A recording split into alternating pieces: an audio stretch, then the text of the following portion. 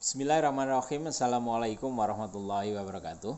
Saudara-saudara, kita berjumpa lagi untuk membahas tentang syahadat dengan tinjauan filsafat manajemen. Video sebelum ini bicara tentang syahadat sebagai kesatuan persepsi, dan kali ini kita akan bahas syahadat sebagai pembentuk budaya organisasi. Karena tema kita adalah syahadat sebagai pembentuk budaya organisasi, maka saya paling awal akan membahas tentang budaya terlebih dulu. Kalau kita tinjau secara seksama, istilah budaya itu mula-mula itu datangnya dari antropologi sosial yang menggambarkan tentang karakteristik perilaku suatu kelompok. Lalu karakteristik perilaku suatu kelompok ini disinyalir menurun ke dalam generasi berikutnya. Nah, karakteristik perilaku ini meliputi banyak hal, seperti perilaku keseharian, kesenian, kepercayaan, pola kemasyarakatan, dan sebagainya. Atas indikasi-indikasi ini, maka kemudian banyak literatur-literatur yang mendefinisikan budaya ini hampir sama dengan definisi yang dilakukan oleh American Heritage Dictionary. Kira-kira definisinya itu berkisar antara budaya itu adalah sebagai totalitas pola perilaku, kesenian, kepercayaan, kelembagaan, dan semua hasil karya dari pemikiran manusia yang mencirikan suatu masyarakat atau penduduk tertentu yang itu ditransmisikan secara bersama. Dari definisi itu, tampak di situ bahwa ada pola yang dilakukan secara bersama. Pola untuk mentransmisikan secara bersama. Nah, mungkin kita akan bertanya, kenapa itu bisa bersama-sama melakukannya secara kompak seperti itu, sehingga membentuk suatu budaya? Saya melihat kebersamaan ini bisa terjadi karena ada ikatannya nilai-nilai yang menjadi acuan. Nilai-nilai acuan ini memang bersifat abstrak, dia tidak tampak, tetapi dipedomani dengan seksama oleh seluruh anggotanya. Sehingga nilai acuan ini menjadi penciri secara khusus dari suatu budaya itu. Nilai acuan ini meskipun dia abstrak, tetapi ini seringkali menjadi penyebab daya tahan kelompok itu untuk menunjukkan eksistensinya. Sehingga dia tidak serta-merta terpengaruh oleh pengaruh-pengaruh dari luar. Justru nilai acuan inilah yang menunjukkan kesejatian dari kelompok budaya tersebut. Sebenarnya pencirinya budaya itu tidak hanya nilai acuan saja ya, tapi pencirinya itu bisa juga bersifat konkret. Karena budaya juga mampu menampakkan sisi konkretnya yang biasanya ini menggambarkan pola perilaku atau gaya suatu kelompok atau suatu organisasi itu tadi. Dengan adanya hal yang bersifat konkret ini, maka kita bisa mencirikan sesuatu organisasi dengan budayanya secara tertentu.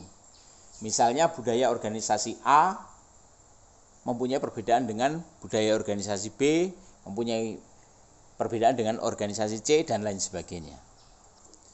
Kalau kita kaji dan kita pelajari realitas budaya suatu organisasi, kita bisa melihat itu, bahwa sebenarnya budaya itu mempunyai tendensi alamiah untuk mempengaruhi tingkatan budaya lain.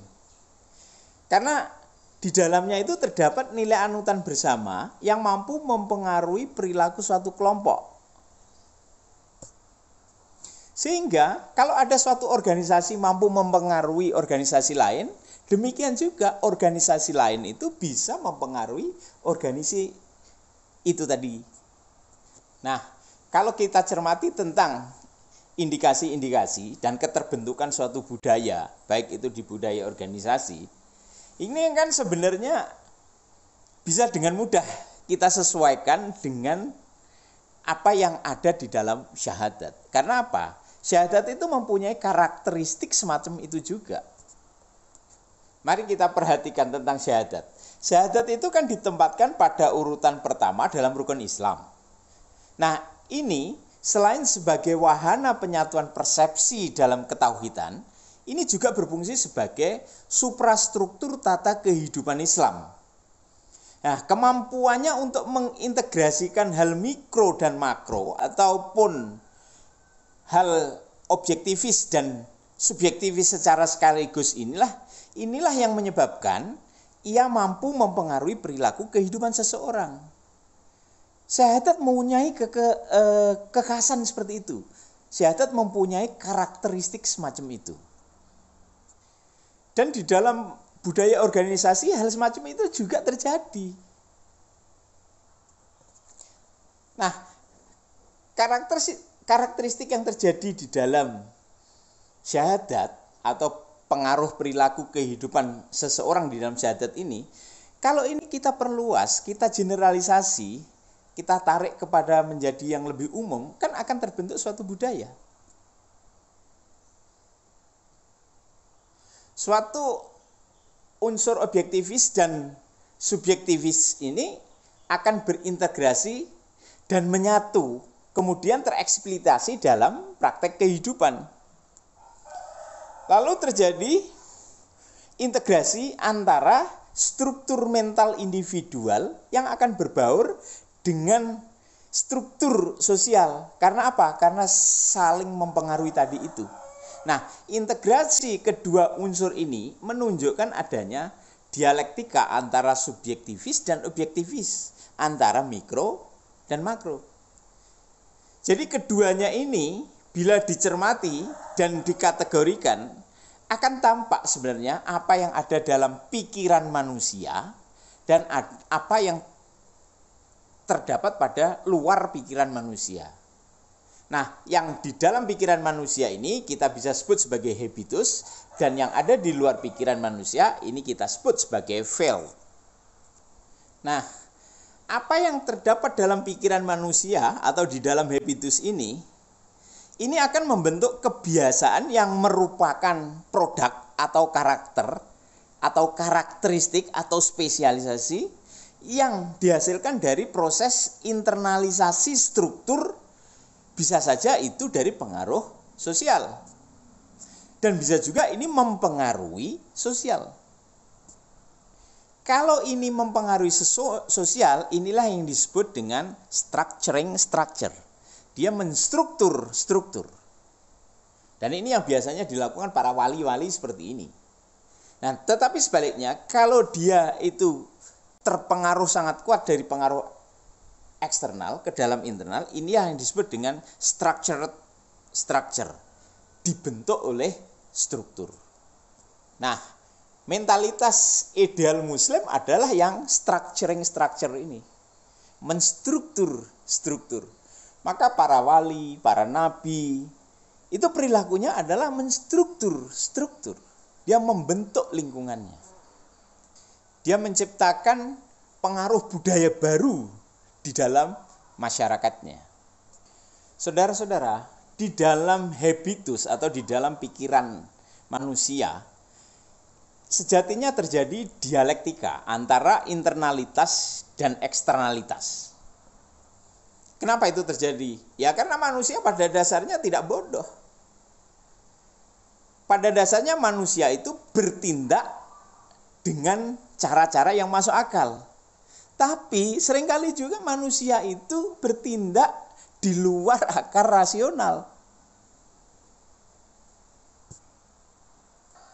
Adanya berbagai faktor yang berdialektika inilah yang kemudian memunculkan tindakan atau memunculkan perasaan untuk bertindak. Dan inilah yang disebut dengan logika tindakan. Jadi logika tindakan manusia itu ya bersifat politetik. Karena di dalamnya itu ada logika praktis, ada logika formal, ada juga relasionalisme. Nah, logika-logika ini kemudian bersifat bukan sebagai struktur tetap, bukan bersifat sebagai situasional, adaptable, dan juga bukan berdeterminasi secara total. Maka proses dialektika itu senantiasa terjadi di sini. Dengan kondisi semacam itu, maka syahadat mampu menunjukkan eksistensinya. Nah, eksistensi syahadat di sini tidak hanya dalam bentuk singular, tetapi mampu menjamah tataran multikultural. Dia tidak hanya terhenti dalam tataran formal saja, tetapi juga dapat bersifat informal. Dengan karakteristik keluasan yang seperti ini, maka syahadat itu bisa menjadi nilai anutan yang mampu mempengaruhi perilaku kelompok. Atau dengan kata lain, perilaku kelompok juga dapat menunjukkan kesejatian eksistensi dari nilai anutan itu tadi. Syahadat yang dimaknai dengan keimanan yang tinggi akan mempengaruhi perilaku kelompok itu menjadi perilaku yang terpuji. Sebaliknya, perilaku kelompok yang kurang terpuji akan menunjukkan penurunan makna dari nilai anutan itu. Nah, kalau kita cermati, syahadat atau nilai anutan itu bersifat abstrak, tapi perilaku kelompoknya bersifat konkret. Syahadat atau nilai anutan itu bersifat statis, sulit berubah, tetapi perilaku kelompok mudah berubah. Lebih tepatnya begini, syahadat itu sebagai pembentuk budaya perilaku mempunyai sifat yang stabil, namun tidak pernah statis. Makna yang terkandung di dalam syahadat itu mencerminkan kekuatan budaya, karena di dalamnya itu terdiri dari unsur-unsur nilai bersama, yang ini menjadi basis pembentuk pola perilaku anggota yang terlibat, yang kemudian itu dipraktekkan secara bersama. Nah, kalau kita kontekstualkan dengan budaya organisasi, maka ketiga unsur ini tadi, unsur nilai bersama, unsur pembentuk perilaku, dan unsur praktek secara bersama-sama ini akan senantiasa terintegrasi, karena itu merupakan elemen dasar untuk bertindak melakukan pengembangan demi untuk mencapai tujuan akhir dari suatu organisasi. Nah, dari sini kemudian kita bisa melihat bahwa dinamisasi makna yang terdapat dalam syahadat ini erat kaitannya atau berkonotasi pada prinsip continuous improvement, perbaikan yang berkelanjutan. Dan sebagai proses continuous improvement, syahadat ini bisa dijadikan sebagai batu tonggaknya atau sebagai milestone dari awal tahapan untuk adanya perbaikan secara terus-menerus ini. Maka ini wajar saja kalau kemudian syahadat itu ditempatkan di pertama rukun Islam. Akan lebih jelas kalau syahadat ini kita lihat dari siklus kehidupan, life cycle atau siklus kehidupan. Nah, siklus kehidupan itu kan dimulai dari mana? Dari prenatal kan? Prenatal sebelum kelahiran, kemudian tahap kelahiran, kemudian tahap pertumbuhan, kemudian tahap dewasa, kemudian tahap penurunan atau decline. Nah, siklus kehidupan ini kan sebenarnya sesuai dengan hukum alam, yang memang siklusnya begitu. Lalu, di mana letak tonggaknya syahadat? Loh, kita ingat, waktu prenatal itu kita sudah bersyahadat kan di dalam rahim ibu itu. Kemudian setelah kita dewasa, kita bisa berbicara dan bisa menyadari, kemudian kita diajari untuk bersyahadat lagi kan. Dan kemudian kita terus-menerus untuk bersyahadat kan. Nah, inilah tahapan-tahapan dari continual improvement atau continuous improvement. Pada saat prenatal kita bersyahadat. Kemudian kita terlahir, kemudian orang tua kita mengazani, kita mendengar lagi syahadat. Kemudian nanti ketika kita sudah mumayyiz, bersyahadat lagi untuk menentukan keberislaman kita. Kemudian di dalam setiap tindakan kita akan syahadat lagi. Ini apa artinya? Artinya adalah ada continual improvement dari tahapan 1 ke tahapan 2 ke tahapan 3, 4, 5 dan lain sebagainya. Ini sama dengan organisasi. Organisasi juga mempunyai begitu. Organisasi itu mempunyai prinsip continual improvement. Kenapa? Karena pada pendirian organisasi didasarkan atas prinsip going concern. Going concern itu adalah supaya organisasi itu beroperasional secara terus-menerus tanpa ada batasan waktu. Demikian juga manusia. Manusia itu bersahadat juga begitu. Supaya kemanusiaan kita terus-menerus menjadi baik sampai batas yang tak terhingga tadi itu. Batas kematian.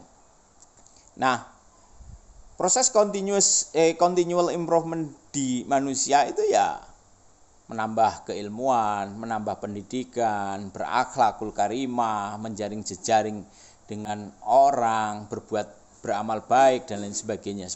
Contohnya seperti itu. Nah, di dalam organisasi ya diwujudkan dengan perkembangan aset, perkembangan return, perkembangan manfaat bagi semua orang, menjalankan prinsip good governance dan lain sebagainya. Itu adalah bentuk dari continuous improvement. Sejatinya syahadat itu bisa digambarkan sebagai satu tahapan mulai dari prenatal, kemudian kelahiran, pertumbuhan, kedewasaan dan menurun. Nah, syahadat yang kedua ini bisa menunjukkan suatu perubahan tahapan dari tahapan kurva yang pertama ke tahapan kurva yang kedua. Inilah yang dalam Islam disebut dengan hijrah.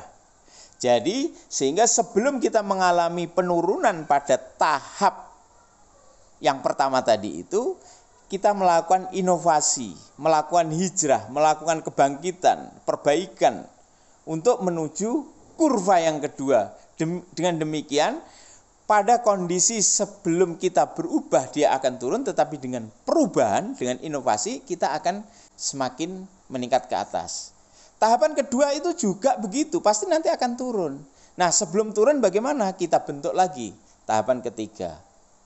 Supaya apa? Supaya berkembang menjadi lebih maju dan sebagainya. Oleh karena itu, kalau kita lihat dari sisi ini, maka sebenarnya syahadat itu memang the real continual improvement concept.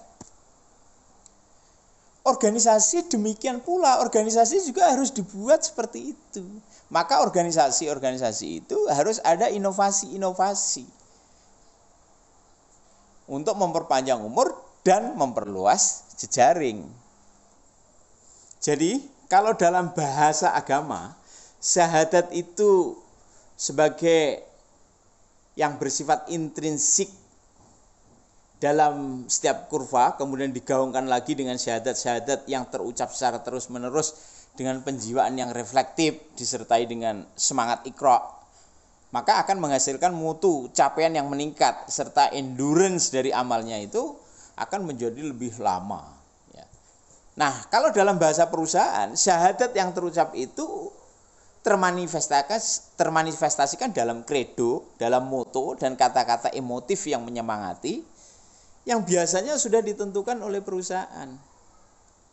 Iqra atau pembelajaran ini dilakukan dengan melakukan evaluasi dan perbaikan secara terus-menerus dengan senantiasa memperhatikan kondisi lingkungan internal maupun lingkungan eksternal yang itu mungkin saja mempengaruhi. Nah, demikianlah saudara-saudara. Ini tadi pembahasan kita untuk melihat relevansi antara syahadat sebagai pembentuk budaya organisasi. Tentu saja ini perlu penelaahan lebih dalam dan perlu kita dalami lagi lebih seksama untuk kita bisa susun dengan sebuah kalimat atau dengan sebuah kata-kata yang menjadi lebih elok. Nah, tapi saya rasa saya cukup di sini mengantarkan Anda, dan ini masih kita bisa lanjutkan lagi, misalnya pembahasan tentang syahadat sebagai struktur perubahan sosial, tapi untuk syahadat sebagai struktur perubahan sosial akan